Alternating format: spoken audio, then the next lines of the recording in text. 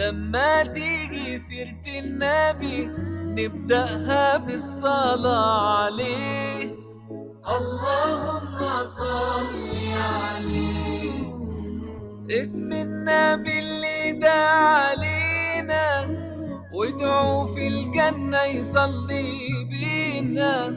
صلوا عليه الخير يجينا. اللهم صل عليه. صلوا على اللي هيشفع فينا لما بنصلي على نبي. ñu xëy def tey dañ doon organiser dafa am deux équipe scientifique muy pédagogique mu nga xamante ne day ñoo ma nekk ci classe bi ak équipe organisation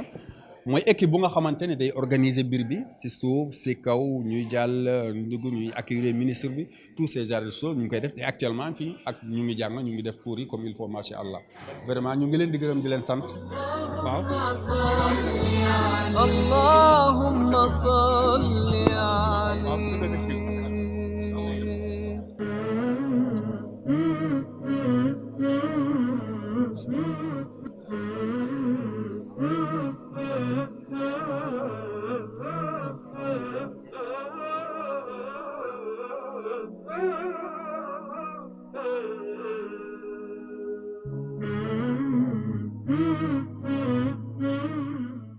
السلام عليكم ورحمة الله. سيد الوزير، إن مؤسسة دار الإيمان تتشرف اليوم بترحيبكم ترحيبا حارا بقيادة الوالد الشيخ الدكتور محمد حبيب الله سي، وبمشاركة جميع أعضاء الفريق التربوي والإداري في رحاب مجمع دار الإيمان التربوي الإسلامي. سيد الوزير، إن مؤسسة دار الإيمان باسمي وباسم جميع التلاميذ نعبر لكم عن فرحتنا الغامرة وسعادتنا العميقة باختيار مؤسستنا في تقويم شعار أبتي جانغتي، ولكم منا جزيل الشكر وفائق التقدير.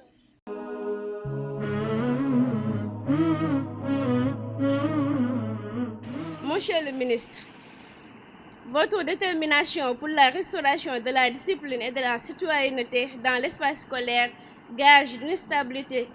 du système éducatif est à saluer à sa juste valeur. En effet, l'école sénégalaise a été perturbée l'année dernière par des comportements inciviques de la part de certains élèves. C'est la raison pour laquelle le choix du thème de cette année, civisme et citoyenneté, trouve tout son sens. Monsieur le ministre, l'institution Darul Iman, depuis sa création, a toujours œuvré pour jouer le rôle de pionnier dans la formation de citoyens vertueux et bien avertis, qui contribuent à la réforme de leur société et au développement de leur patrie. Bonne rentrée scolaire. Merci pour votre aimable attention. Ñu ngi fii ci institut Darul Iman il y a 24 ans pour jéem a participer ci jàngal suñu doom yi fii ci Sénégal ci yar leen jàngal leen seen diine jàngal leen seen àddina ñu xam nu ñuy jaamoo yàlla waaye ñu xam nu ñuy réaliser seen àddina ñu tàmbali nag ci jàngal leen lu ñu tuddee daara moderne ñuy jàng alquran mokkal ko ci mokkal bu sell waaye ñu jàng diine jàngee ko en arabe waaye di jàng français di jàng anglais yàlla def na léegi ñu ngi am préscolaire ñu ngi am élémentaire ñu ngi am moyen ba secondaire te bu ci nekk programme bu ministère de l'éducation nationale lañu fay jàngale te it ñi nga xam ne ñoo fiy jàngale ñëpp dañu leen former ba ñu xam lu ñuy jàngale lan la ci daara yi nag ak ci école yi loolu ñu ngi ci sant yàlla bu baax waaye sant ji ñoo xam ne ñoo ñu jàppale ci loolu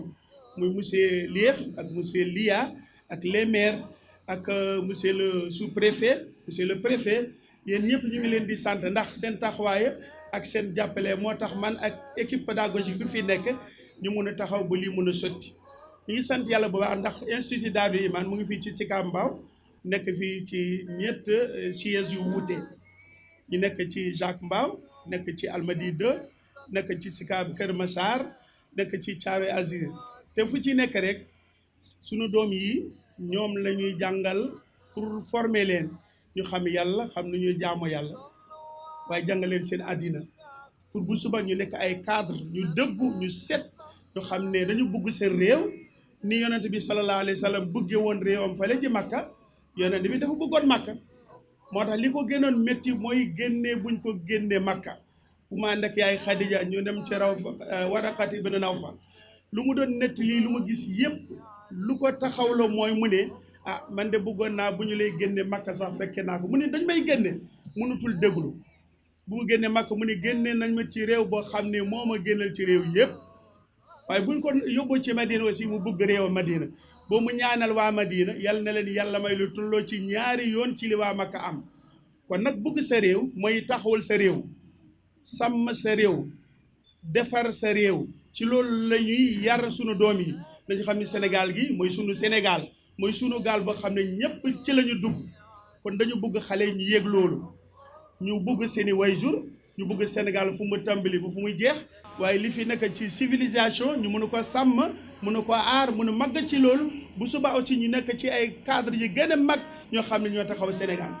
kon defar boobu d'une manière générale moo tax ñu créé Daarul Iman ñu ngi sant yàlla nag bu baax a baax a baax ndax bu yàlla borom bi defee ñu liggéey bi ba sénégalais yi xàmmee ko ràññee ko wóoluñu seen i doom loo xam ne moo gën a cher ci lu ñu am waaye nag sant gouvernement bu Sénégal tàmbalee ci 4 ministres ñi fi jaaroon bokk na ci professeur Iba Der Thiam ñëw na fi ba mu yëkkati kër sax jox ko Daarul Iman professeur Khalidou Diallo moom moo ubbi bii complexe ñu nekk le ministre Serigne Mbaye Thiam ñëw na fi tey aussi ñu gànn tamit gan bu mag boo xam ne mu ngi fanaan ci sunuy xol yendoo ci ndax mbokk Sénégal yëpp la dafa taxaw pour defar système éducatif bi fii ci Sénégal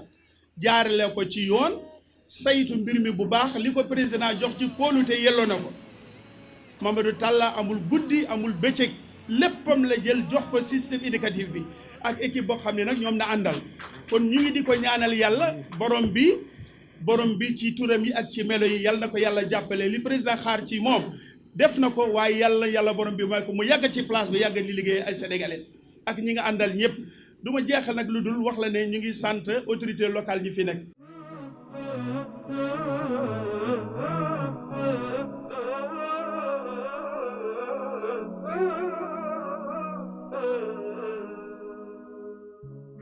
Nous venons d'arriver dans cet établissement, l'Institut Daarul Iman, qui fait notre fierté et notre bonheur. Nous avions commencé par une école bilingue. Le président de la République tient beaucoup à l'anglais, à l'arabe, au dara, etc. Et nous terminons par une école où, tout à l'heure, vous avez écouté le directeur, où des enseignements apprentissages sont dispensés. J'ai vu une classe de CI et j'ai vu également une classe de première terminale et scientifique de surcroît. Les résultats sont très bons. Je salue au passage, en parlant de citoyenneté, nos jeunes élèves qui sont là-bas au fond avec des drapeaux du Sénégal.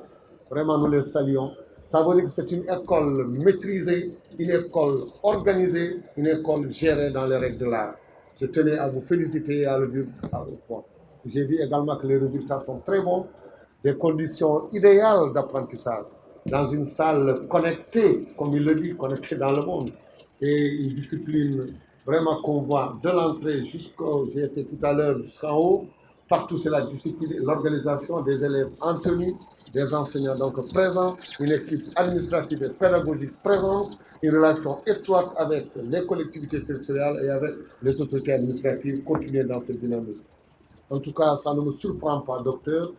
qui fait notre fierté, notre bonheur ici au Sénégal, avec des jeunes également qui sont nos ambassadeurs à l'extérieur, qui sont sortis de cet établissement, de cet institut. Et il est en train donc de l'installer au Sénégal. Il mérite toute notre attention, il mérite nos félicitations et les félicitations du président de la République.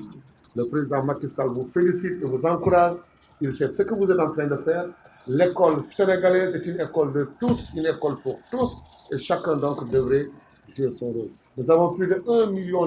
d'élèves qui viennent du privé. Nous avons plus de 3,5 millions élèves également dans le public. Donc c'est immense. C'est en sens que cette année, pour la première fois en préparant la rentrée, en dehors de ceux qui étaient associés, nous avons associé les collectivités territoriales, une rencontre avec les élus. Nous avons associé le Conseil économique, social et environnemental, le Haut Conseil, la Commission éducation Assemblée nationale, pour dire que c'est une école de tous, de tout le monde, nous devons en tout cas être attentifs par rapport à ce qui se fait par des initiatives personnelles que nous devrions engager, en tout cas encourager et accompagner. Vraiment, félicitations et bravo.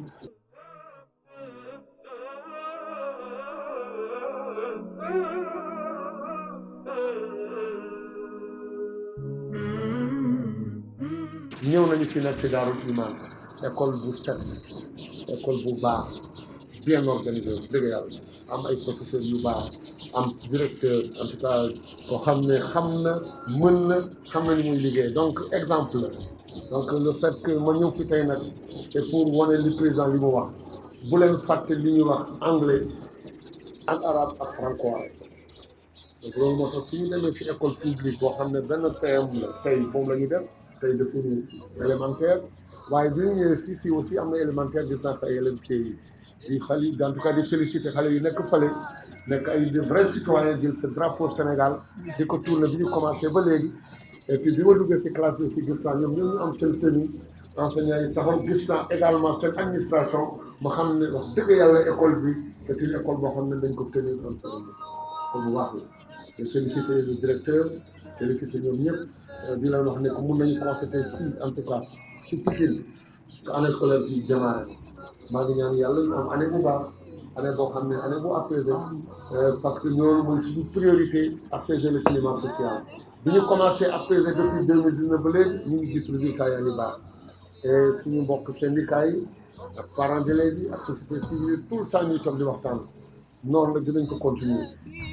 سيرة النبي نبدأها بالصلاة عليه اللهم صل على